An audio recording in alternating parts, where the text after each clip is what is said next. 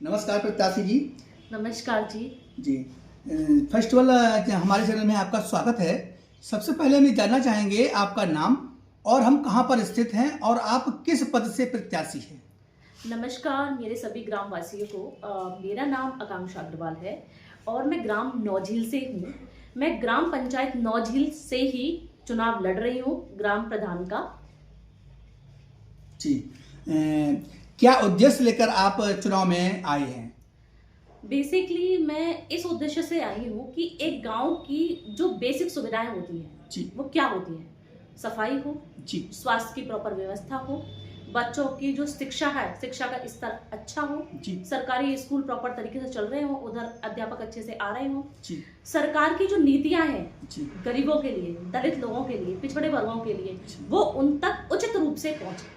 जी तो मैं इसी उद्देश्य के साथ खड़ी हुई हूँ कि मुझे अपने गांव को जी उत्तर प्रदेश का नंबर 1 गांव बनाना है। जी सफाई में, स्वास्थ्य में, लाइटिंग की व्यवस्था प्रॉपर हो, कहीं भी जो नालियां हैं, खरंजे हैं, उनका काम होना है तो व्यवस्थित तरीके से उनका काम हो, जी प्रॉपर तरीके से खंजरे बने और जी। नालियों में नालियां एकदम अच्छे से बहें जी। ताकि उनमें गंदगी ना कलेक्ट हो, जी। गंदगी ना जमा हो।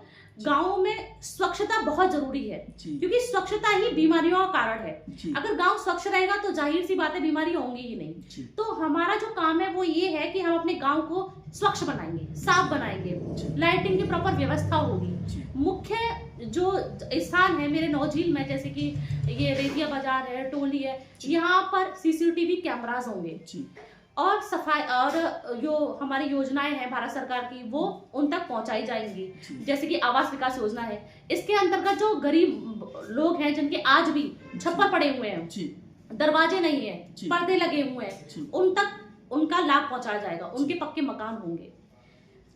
कहीं ना कहीं देखा जाए तो अपने ग्राम पंचायत में कई प्रत्याशी निकल के आते हैं, जैसे कि आपके जो वोटर होंगे या आपके जो सपोर्टर होंगे उनको लुभाने का काम करेंगे, प्रलोभन देने का काम करते हैं। जैसे कि किसी को शराब पिलाने का काम, किसी को पैसा देने का काम, किसी को आवास दिलाने का काम, किसी को यानी कि कई अन्य तरीके से प्रलोभन देते हैं। तो आपके हिसाब से कैसा प्रत्याशी होना चाहिए, वोटर को आप क्या संदेश पहुंचाना चाहेंगे जिससे कि आप कैसा प्रत्याशी चुनो। आने वाले समय में त्रिस्तरीय चुनाव, अपना पंचायत चुनाव आ रहा है जिसमें वोटर अपना कैसा प्रतिनिधि चुने जिससे कि ग्राम विकास में विकास होना हो और हर प्रकार से जो भी योजनाएं गवर्नमेंट की तरफ से आ रही हैं वो उनको मुहैया कराई जा सकें। तो हमारे चैनल के माध्यम से अपने सभी ग्राम पंचायत वासियों को क्या संदेश देना चाहेंगे जिससे कि वो कैसा प्रत्याशी चुने। देखिए, जैसा कि आपने पूछा, इसमें कोई संदेह नहीं है जी कि जो मेरे साथ अभी अन्य प्रत्याशी हैं जो लड़ रहे हैं चुनाव, जी जी वो कई तरह के प्रलोभन देंगे, लालच देंगे लोगों को। कोई कंबल बांटता है, कोई मिठाइयाँ पहुंचाता है, कोई 1000-2000 रुपए देते हैं, शराबें बांटी जाती हैं। निसंदेह ये सब कुछ होता है, पर मैं इन सब से परे हूँ। मैं खड़ी हुई हूँ अपने विचारों के साथ, अपनी आइडियोलॉजी के साथ। मैं ये बताना चाहती हूँ मेरे सभी ग्रामवासियों को कि ये मतदान आपका है, तो ये सूझबूझ भी आपकी है। आपके सामने 10-15 पता नहीं कितने प्रत्याशी लगभग जो अभी तक निकल के आ रहे हैं, 10-15 प्रत्याशी तो है ही, क्योंकि आप भी इस ग्राम में 20-30 सालों से रह रहे हैं और अन्य प्रत्याशी या मैं अपनी बात करूं तो मैं भी पिछले 6 सालों से रह रही हूँ। आप उन्हें भी बहुत अच्छे से जानते हैं, मुझे भी बहुत अच्छे से जानते हैं। साथ में जो मेरे परिवार का बैकग्राउंड है वो यही का है, पिछले 40-50 साल से वो रह रहे हैं। मैं मनकी सेठ डेयरी वाले हैं उनके परिवार से हूँ, उनकी नतबहू हूँ। साथ ही विष्णु सेठ डेयरी वाले हैं, मैं उनकी पुत्रवधू हूँ। तो मेरे परिवार की जो छवि है वो काफी क्लियर क्रिस्टल है, बहुत साफ है, स्वच्छ है। तो ये बहुत जाहिर सी बात है कि मैं जब खड़ी हो रही हूँ तो अपने उन्हीं विचारों के साथ खड़ी हो रही हूँ। मैं किसी भी तरह का प्रलोभन में विश्वास नहीं रखती, मैं ईमानदारी में विश्वास रखती हूँ। मेरे लिए जरूरी है कि हमारी जनता तक ये पहुंचे कि वो पहचाने कि जो उनका प्रत्याशी है वो एक ईमानदार है, शिक्षित है, कर्मठ है और अपने क्षेत्र के लिए, अपने ग्रामवासियों के लिए कुछ करने के लिए खड़ा हुआ है। अपने ग्राम पंचायत में जो युवा पीढ़ी वर्ग है, बुजुर्ग हैं, महिलाएं हैं, तो आने वाले समय में अगर ये आशीर्वाद आपके ऊपर बनाते हैं, आपको प्रत्याशी से प्रधान बनाते हैं, तो आप इनके लिए क्या करना चाहेंगे। देखिए, योजनाएं तो बहुत हैं भारत सरकार की। जैसे मैं बात करती हूँ तो बुजुर्गों के लिए वृद्धा पेंशन होती है जो अभी सुचारू रूप से काफी अच्छे से चल रही है पर अगर मैं जमीनी स्तर से देखूं तो इनका लाभ कितने लोगों तक पहुंचा, ये बहुत बड़ी बात है। इस पे गौर करना है, क्या वो लाभ जो बुजुर्गों के लिए है, वृद्धा पेंशन है, क्या वो बुजुर्गों तक पहुंच रही है? नहीं पहुंच रही है तो उसके जिम्मेदार कौन? वर्तमान प्रधान और भूतपूर्व में जितने भी प्रधान रहे हैं वो। इसको मुझे खत्म करना है। मुझे जितने बुजुर्ग हैं हमारे गांव में वो उन तक उनका लाभ मुझे पहुंचाना है। साथ ही जो महिलाएं हैं जो विधवा हो चुकी है तो अभी भारत सरकार की विधवा पेंशन भी चल रही है, क्या वो उन तक पहुंच रही है? ये हमें देखना है। जो मैं अब देख रही हूँ अपने क्षेत्र में वो उन तक नहीं पहुंच रही है। वो किसकी गलती है?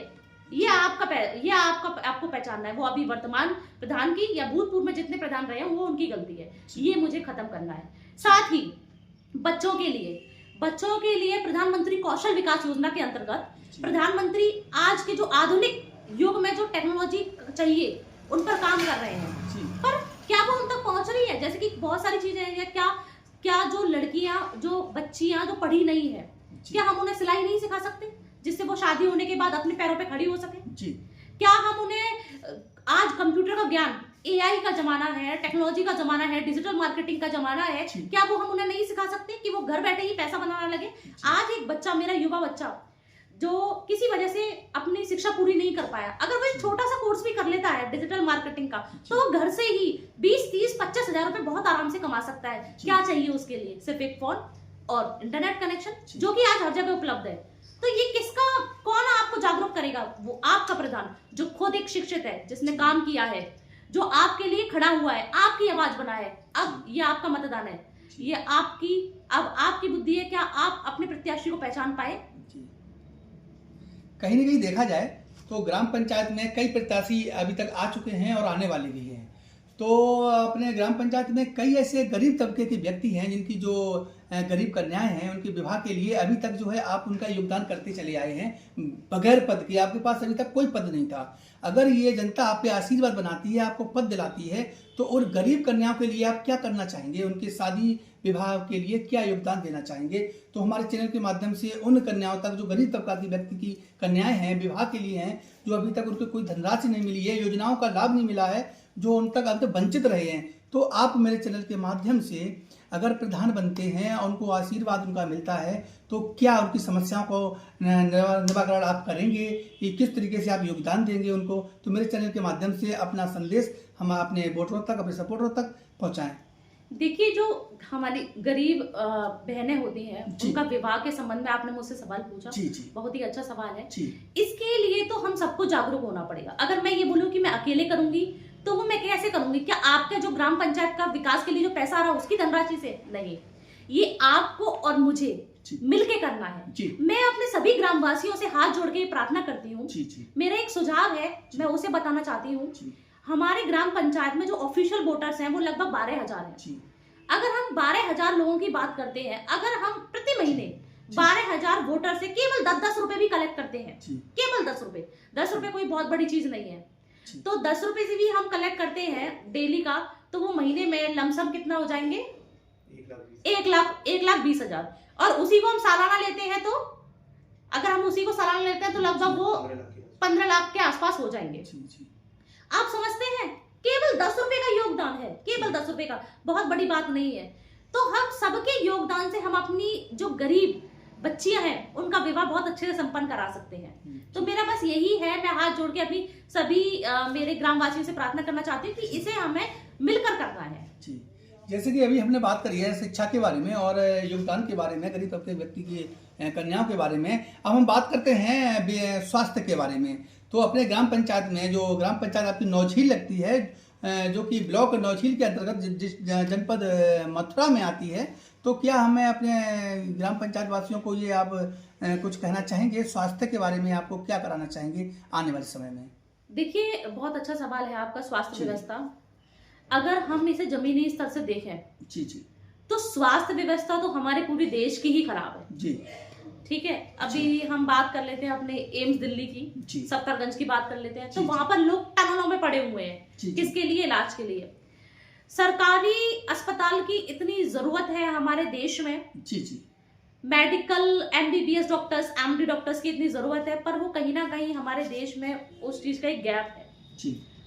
बहुत। अगर मैं बहुत छोटे शब्दों में बात करूं, अपने क्षेत्र के स्तर पे मैं बात करूं, तो मेरे हाथ में, मैं सिर्फ एक प्रधान हूं। प्रधान का मतलब ये होता है कि जो सरकार की नीतियां आ रही हैं, आप उन तक, लोगों तक पहुंचाइए। मैं तो एक इंटरमीडिएट का काम कर रही हूँ यहाँ पर। जी। भाई मेरे हाथ में क्या है कि मैं, मेरे हाथ में सिर्फ इतना देख सकती हूँ, निरीक्षण कर सकती हूँ कि मेरे क्षेत्र में एक सरकारी अस्पताल है, क्या वो सुचारू रूप से चल रहा है? क्या उसकी जो बिल्डिंग है वो जर्जर तो नहीं हुई है? क्या उसकी बिल्डिंग रिपेयर की जरूरत है? क्या वहां पर MBBS डॉक्टर समय पर आते हैं? क्या वहां पर मेडिकल जो फैसिलिटीज हैं उनकी प्रॉपर व्यवस्था है? क्या वहां पर दवाइयां उचित रूप से मिल रही हैं मेरे ग्रामवासियों को? ये मेरे अंतर्गत आता है, तो मैं इसकी पूरी तरह से जांच रखूंगी अगर मैं प्रधान बनती हूँ। क्या हमारे चैनल के माध्यम से जो आने वाले समय में अभी होली का पर्व आ रहा है, तो हमारे चैनल के माध्यम से किस प्रकार आप उन अपने ग्राम पंचायत वासियों को शुभकामनाएं देना चाहेंगे, क्या अपील करना चाहेंगे, क्या संदेश देना चाहेंगे?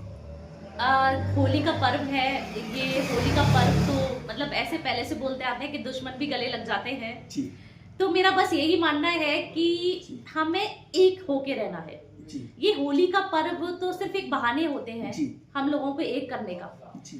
पर हम सबको एक होना है, चाहे हिंदू हो, चाहे मुस्लिम हो, चाहे आप किसी जाति से हैं, चाहे आप पिछड़े वर्ग से हैं, चाहे आप शूद्र वर्ग से हैं, मुझे इससे कोई फर्क नहीं पड़ता। फर्क पड़ता है कि आप एक इंसान हैं। जी। और क्योंकि ये पर्व आ रहा है, ये पर्व ही प्रेम का होता है, खुशियों का होता है, तो मैं सब से ये अपील करती हूँ, मेरे सभी ग्रामवासियों से अपील करती हूँ कि इस पर्व को बहुत हर्ष उल्लास से बनाएं, है ना। जो आपके मन मुटाव है, जो भी है, वो इसी दिन खत्म कर दें और प्रेम का भाव एक दूसरे के साथ रखें। धर्म और जाति से आप ऊपर उठ जाएं, क्योंकि विकास का जो मायने होते हैं वो धर्म से नहीं होते हैं।